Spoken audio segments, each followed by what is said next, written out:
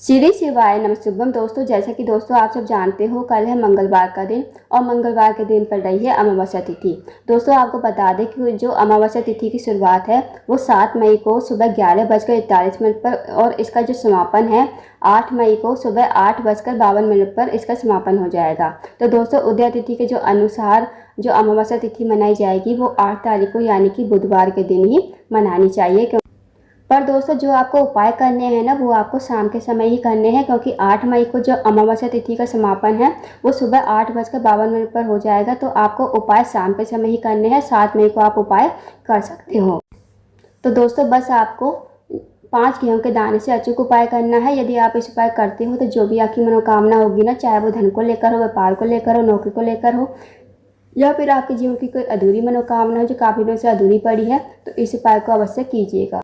पूज्य गुरु जी कथा को सुनकर उपाय को अच्छे से समझाने का प्रयास करेंगे। तो आइए दोस्तों, जानते हैं उपाय कैसे करना है। दोस्तों, पहला जो उपाय है मनोकामना पूर्ति के लिए। साथ ही अगर आपके घर में पितृ दोष है, वास्तु दोष है, कालसर्प दोष है, तो आप इस उपाय को अवश्य कीजिएगा। इस उपाय करने के लिए आपको लेने हैं 5 गेहूं के दाने। साथ ही आपको लेना है 1 लोटा जल तांबे के पात्र में। अब आप इस उपाय को शाम के समय ही करना। अब आपको चले जाना शिव जी के मंदिर में। शिव जी के मंदिर में जाकर सबसे पहले आपके पास जो 5 गेहूं के दाने हैं उनमें से 4 गेहूं के दाने आपको गणेश जी के स्थान पर सौंपे करने हैं। ओम गणेशाय नमः या फिर श्री शिवाय नमस्तुभ्यम का जाप करते हुए। अब दोस्तों, आप सबको बता दें कि जो शिव जी का पूरा जलाधारी पर ही विराजमान है, तो आपको गणेश जी के स्थान पर, जो गणेश जी का स्थान होता है जलाधारी के राइट साइड पर होता है, तो वहाँ पर आपको 4 गेहूं के दाने समर्पित कर देने हैं श्री शिवाय नमस्तुभ्यम कहते हुए। अब जो आपके पास 1 गेहूं का दाना है वो आपको लोटे के जल में डाल देना है और थोड़ा सा जल आपको गणेश जी के स्थान पर समर्पित कर देना है।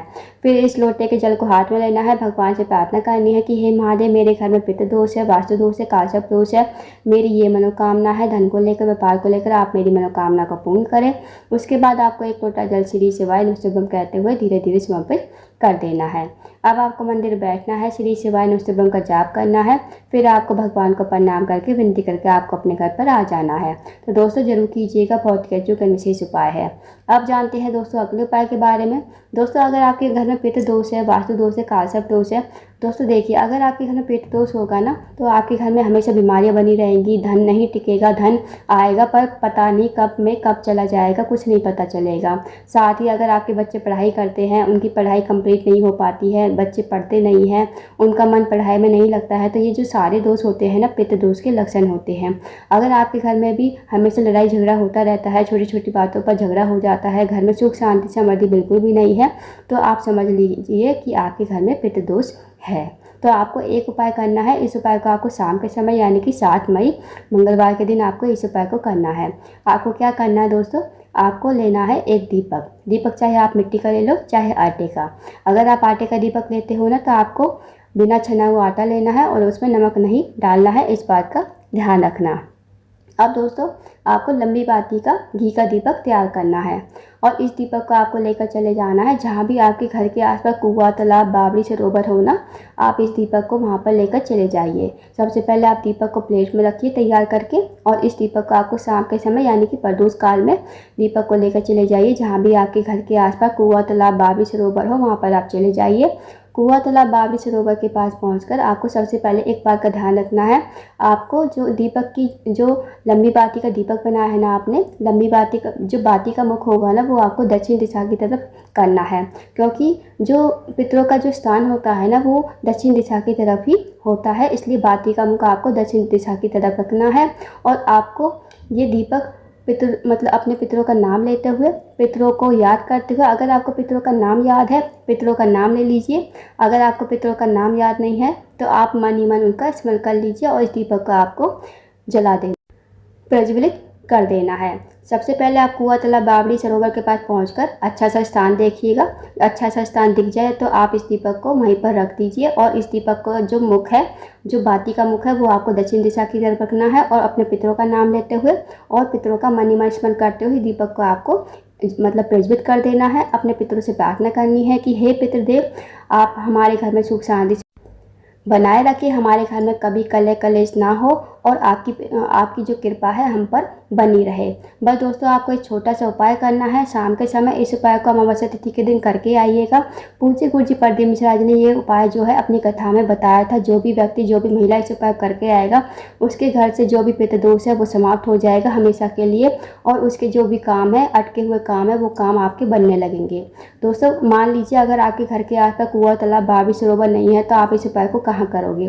तो दोस्तों आपको ये उपाय करना है किसी भी बेलपत्र के पेड़ के नीचे या फिर पीपल के पेड़ के नीचे। जहाँ भी आपके घर के आसपास बेलपत्र का पेड़ हो या फिर पीपल का पेड़ हो, वहाँ पर आप चले जाइए। और जो बेलपत्र का पेड़ और पीपल का पेड़ होगा ना दोस्तों, वो बड़ा होना चाहिए, इस बात का ध्यान रखना। अब आपको दीपक को लेकर चले जाना है बेलपत्र के पेड़ के नीचे। अगर आपके घर के आसपास कुआं, तालाब, बावी, सरोवर नहीं है तभी आप इस उपाय को पेड़ के नीचे कीजिए। अगर आपके घर के आसपास है कुआं, तालाब, बावी, सरोवर तो आपको वहीं पर ये उपाय करना है। तो दोस्तों आपको चले जाना है बेलपत्र के पेड़ के नीचे, वहाँ पर आपको बैठ जाना है और इस दीपक का जो बाती का मुख है वो आपको दक्षिण दिशा की तरफ ही करना है। फिर आप इस दीपक को अपने पितरों का नाम लेते हुए, पितरों का मन ही मन स्मरण करते हुए आपको इस दीपक को जला देना है।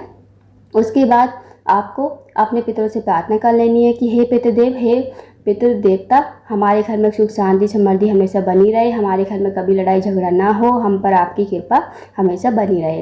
तो दोस्तों इस उपाय को करके आपको अपने घर पर आ जाना है। दोस्तों मान लीजिए अगर आपके घर के आसपास बेलपत्र का पेड़ नहीं है, पीपल का पेड़ नहीं है तो आप इस उपाय को कहाँ करोगे? तो आप इस उपाय को अपने घर में, रसोई घर में जहाँ आप पीने का पानी रखते हो वहाँ पर आप इस उपाय को कर सकते हो। अब आपको दीपक तैयार करके रख लेना है लंबी बाती का घी का, और आपको अपने रसोई घर में जहाँ पीने का पानी रखते हो वहाँ पर आपको चले जाना है। वहाँ जाकर दोस्तों आपको इस दीपक का जो बाती का मुख है वो आपको दक्षिण दिशा की तरफ रखना है। अपने पितरों से प्रार्थना करनी है, पितरों का नाम लेना है, मन ही मन उनका स्मरण करना है। फिर आप इस दीपक को प्रज्वलित कर देना। उसके बाद अपने पितरों से प्रार्थना कर लेना कि घर में हमेशा सुख शांति बनी रहे, हम पर आपकी कृपा बनी रहे। इस उपाय को यदि आप करते हो तो पितरों की कृपा आप पर बनी रहेगी और आपके घर में जो भी पितृ दोष होगा ना वो हमेशा के लिए समाप्त हो जाएगा। तो दोस्तों इस उपाय करके देखिएगा। अगर आपको ये उपाय समझ नहीं आया तो आप कमेंट बॉक्स में कमेंट करके पूछ लीजिएगा, और आपको ये उपाय अवश्य ही करना है अमावस्या तिथि के दिन। देखिए दोस्तों अगर कुआं, तालाब, बावी, सरोवर है तो आप इस दीपक को वहाँ पर लगाइए। अगर आपके घर के आसपास कुआं, तालाब, बावी, सरोवर नहीं है तो बेलपत्र के पेड़ के नीचे।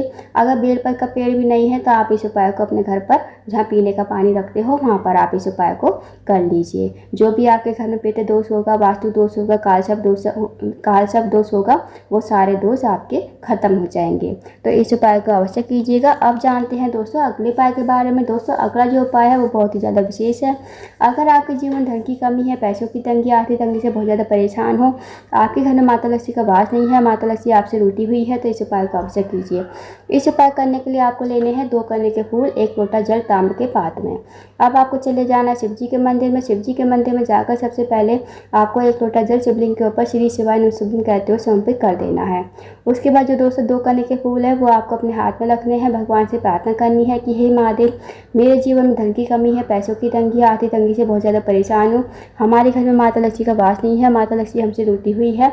आप कुछ ऐसी कृपा करें कि हमारे जीवन में धन की कमी ना हो, पैसों की तंगी ना हो और माता लक्ष्मी हमेशा हमारे घर में वास करे। तो आपको ऐसी प्रार्थना विनती करते हुए 2 कने के फूल आपको शिवलिंग के ठीक ऊपर समर्पित कर देना है। उसके बाद 2 मिनट आपको मंदिर बैठना है, श्री शिवाय नमः का जाप करना है। फिर आपको भगवान को प्रणाम करके विनती करके आपको अपने घर पर आ जाना है। तो दोस्तों बहुत ही अजोग विशेष उपाय है, इस उपाय को अवश्य कीजिएगा। जो भी आपकी मनोकामना होगी, धन से जुड़ी हुई समस्या होगी, वो समस्या आपकी दूर हो जाएगी। तो दोस्तों ये थे कुछ विशेष उपाय जो आपको 7 मई की शाम को करने हैं। इन उपाय को अवश्य कीजिएगा।